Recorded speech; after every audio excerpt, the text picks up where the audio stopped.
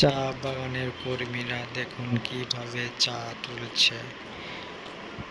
মহিলারা সব চা পাতা তুলে কারখানা ফ্যাক্টরিতে নিয়ে যাবে।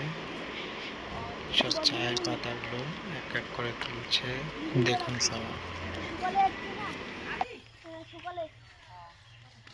চা বাগান নাই না, দেখিনি চা বাগান নাই। কি ভাষা বলে দেশি ভাষা বোঝা যাচ্ছে না, কি ভাষা বলে।